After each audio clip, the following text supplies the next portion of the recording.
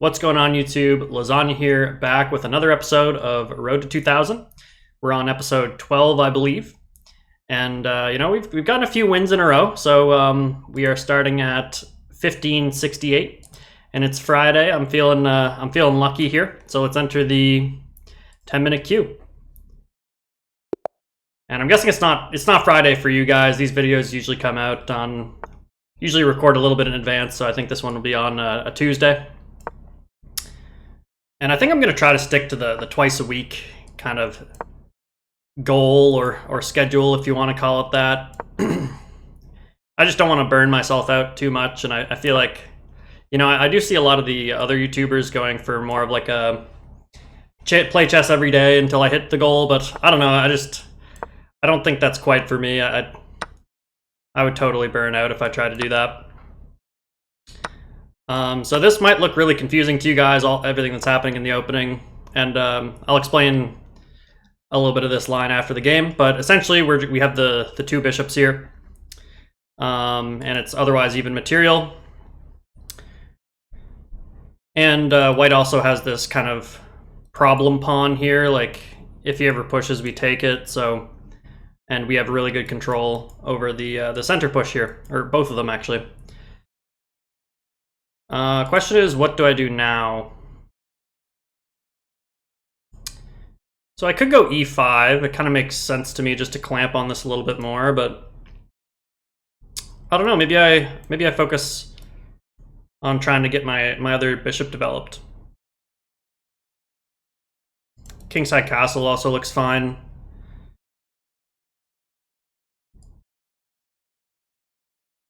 Okay, b6.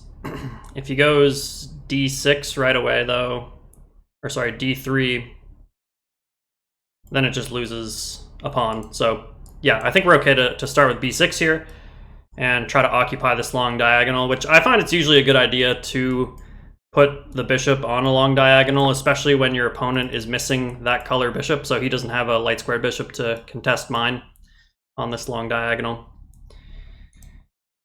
Okay, so my opponent pushes in the center. I thought I just said that he couldn't do that, so takes. And I think we should just be a lot better, because he can't take back. So just a bit of a misstep there for my opponent, I believe. And we'll be up a pawn here with the bishop pair, so we should be good. Okay, bishop g5 here. Could just go queen c7. But then that loses the pawn. So I think I do want to stay on this. Since I'm planning to fianchetto the bishop, I think queen d7 makes sense, because it's not like we're blocking the bishop for long. But maybe it runs into... No, we have that square covered. So yeah, I think just queen d7 here. f6 may be a move, but I don't love it. I think we want to keep our bishop nice and open here. And yeah, I think we're doing very, very well here. Okay, so he's lining up here. I think bishop b7 or kingside castles are both pretty good here. This pawn's pinned, but I don't think there's a way to really exploit it. So let's just start with bishop b7. Are we concerned with either of these knight jumps? I don't really think so. I mean, knight c4 looks like a good plan for him to try to maybe come into some of these squares, but I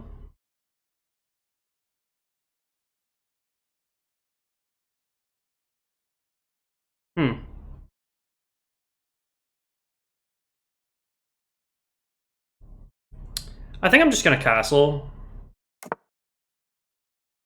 and go from there. I mean, we're up a pawn, so we don't have to do anything insane here. I do want to start moving a little bit faster, because we're down a couple of minutes already, but we're way ahead in the position, so yeah, so knight c5 is played, makes sense. He could come to here as well.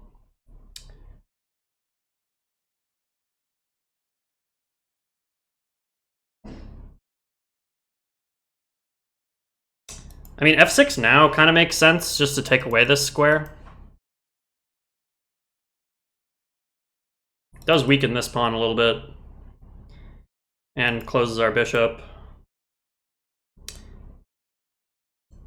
It might be worth it, though. I'm going to play f6. I don't really like the move, honestly. But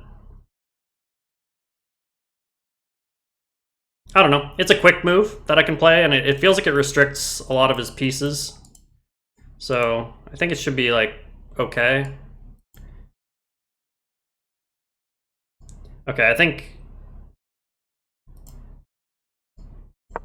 we probably do want to push here.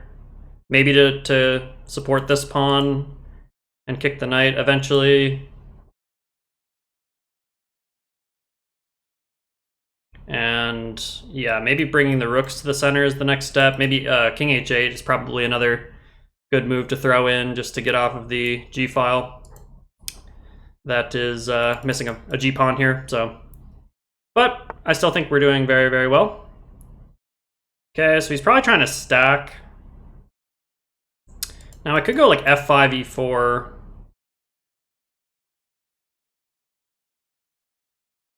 f5 might drop this though.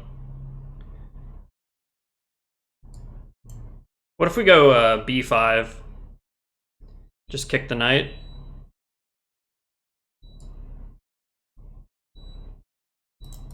Here, knight e3. I think it's good because we can connect our make a little pawn chain here, and then yeah, any threats of like double stacking here and putting pressure on my somewhat weak pawn, that'll play well against that. Yep. So we do get knight e3. So let's connect the pawn chain here. And what's the next step? I'm not really sure. I mean, this move looks good. Here, loses a pawn, so let's do this. Attack the knight, which is pretty restricted here. And then maybe follow with f5 and just kind of throw all these pawns down my opponent's throat. His position looks pretty bad.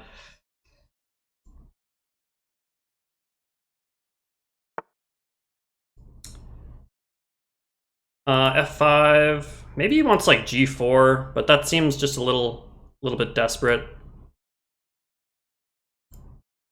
I don't think we need to rush with this move though. Maybe we just bring our last piece first.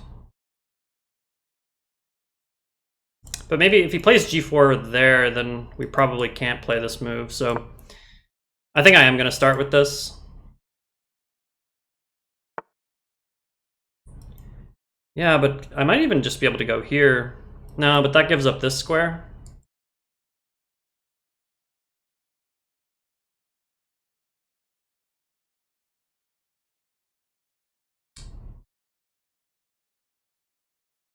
Take,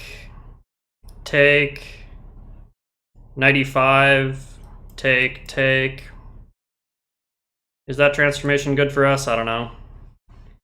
What if we play 95 right away? He's got 1, 2 attackers on this, so like takes. We can't take back though, because that would lose an exchange. Let's resolve the tension. I don't know if I like what's going on here, but we at least get the semi-open f-file here. The bishop's also a little loose, so maybe there's tactics.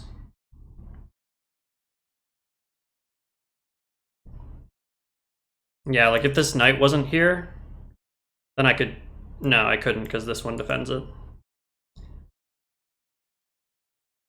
All right, let's start here. It just feels right to open up my bishop a bit more and get into some of these squares.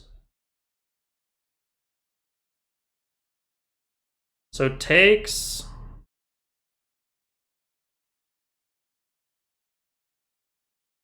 Knight takes, and I can take here.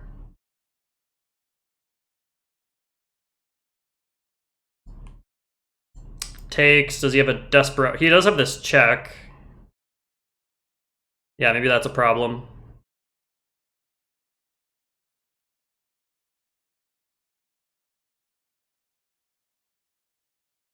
Check. Takes. Don't love it. Actually, maybe it's good. I don't know. I don't have a lot of time to figure it out.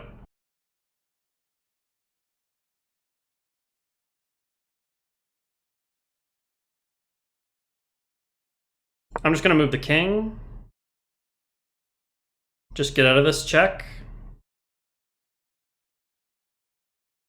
His position feels like it's falling apart, but I also have no time. So now this tactic works, because he doesn't have a... Or maybe he could take the bishop, though. Like, takes... No, because then I take. And if he tries to take back, then we take. So, okay.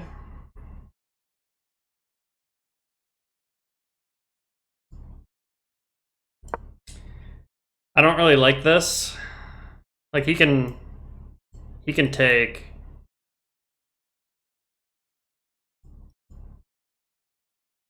It feels like I'll be better in that position, but I don't know. I don't know if I have enough time to convert that.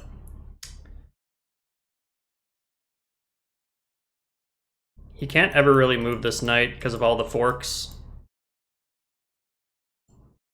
I also might have like some pushing the past pawn ideas or opening up this bishop even at some point if he doesn't trade everything off.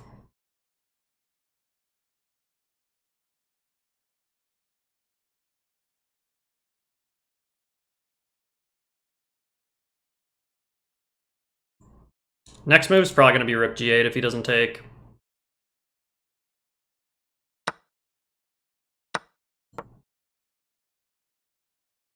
Okay.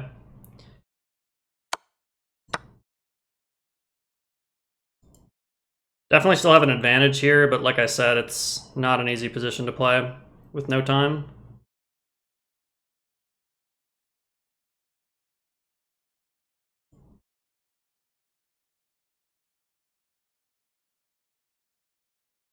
This looks like a good move, but maybe he has this.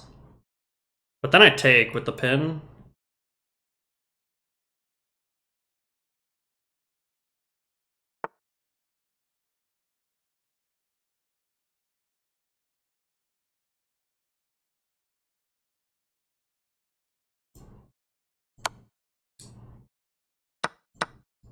I don't know if this is a good transformation or not, but... Oh, wait. This is pinned. No, it's not. I'm good. Let's go here. This doesn't threaten anything, though. I mean, you can never really take, though.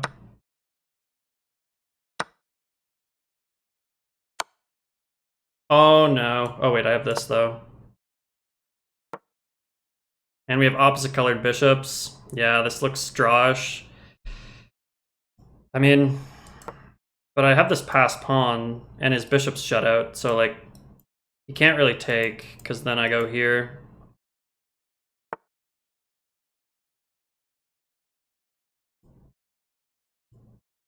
Wait, what? Here?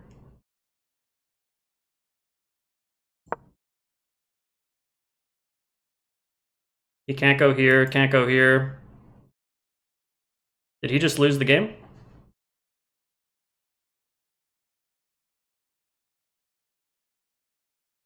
I mean, he has check here.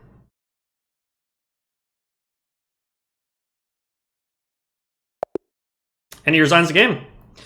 So GG's to Skyman45 from the US of A. Kind of got lucky that he didn't take his time on that one, but let's look at the analysis. So GG's to, oh, I said Skyman, but it's Seekman, excuse me. I played with an 81% accuracy, opponent played with a 74.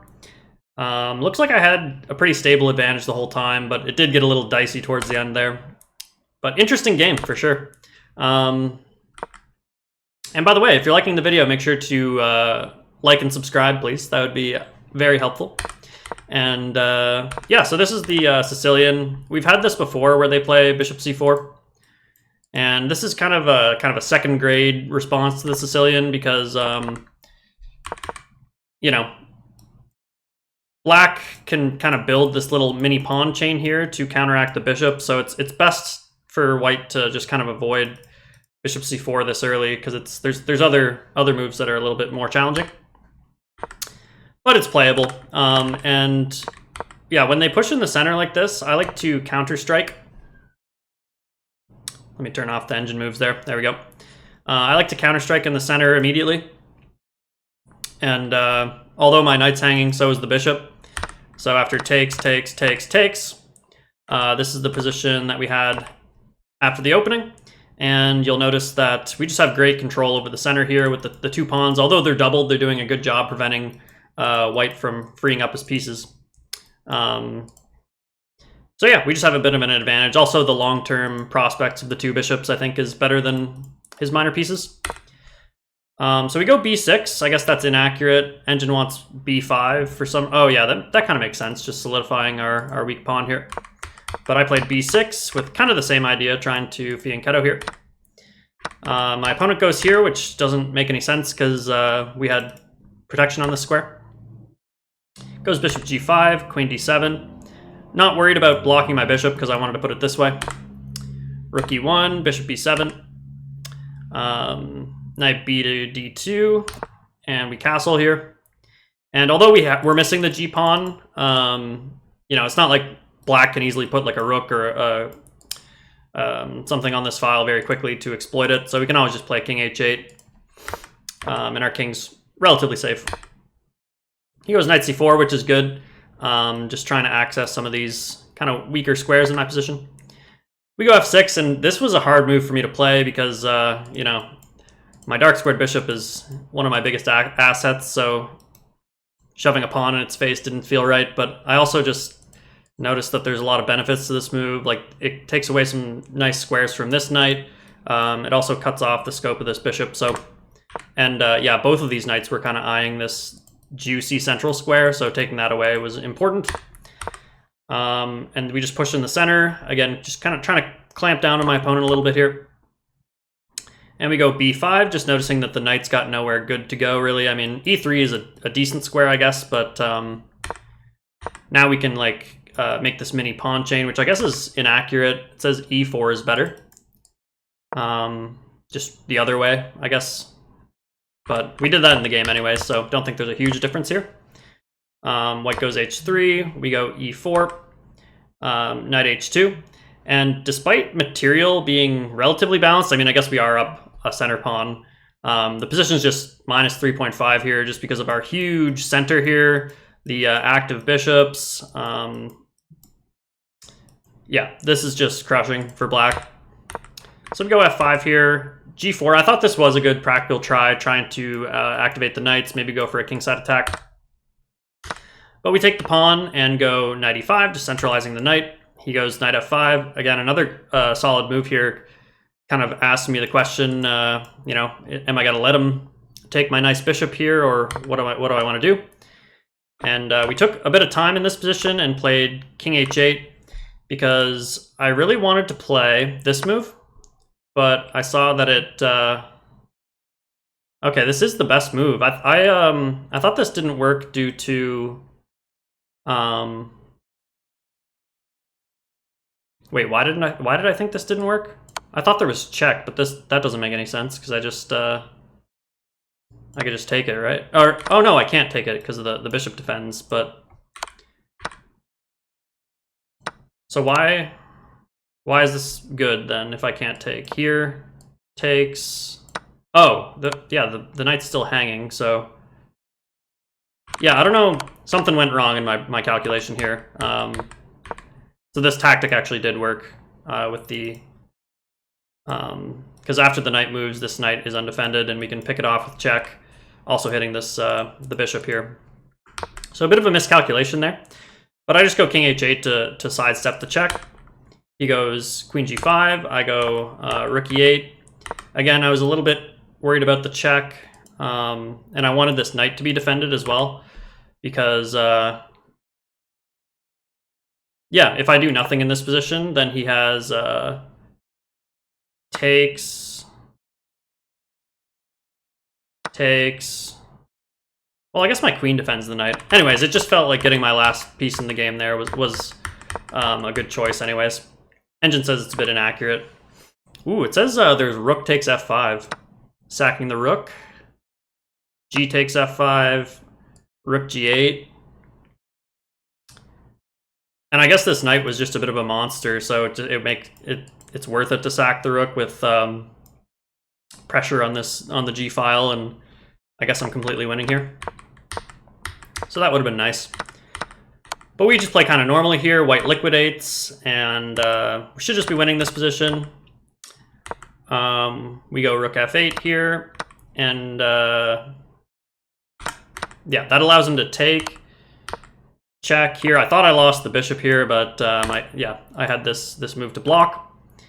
And then he goes rook e5, which loses the game to d2, just because, yeah, I'm one square away from promoting. King's not in time. Bishop can't really stop the promotion, and the rook can't stop it from either of these two squares. This one's covered by the pawn. This one's covered by the bishop. So yeah, I'm just going to get another queen and win the game here. So my opponent resigned. I guess more resilient would have been something like bringing the rook all the way back, just protecting the square, or what does the engine actually say here? Yeah, or just trading the rooks works too. And in this position with opposite color bishops, although we're up one pawn, and it's a pretty juicy pawn, after something like bishop g5, cutting off the square, I think white could probably just bring his king over here, stop this pawn from advancing, and shuffle the bishop back and forth, and it's going to be hard for me to actually prove that this is winning. So this might have ended up in a draw if my opponent didn't blunder there. So good game to Seekman, and yeah, we'll probably just make this a one video episode, given that was a bit of a longer one. So thank you all for watching till the end of the video, and make sure to have yourselves a great day. Make sure to like, comment, and subscribe, and we'll see you on the next one.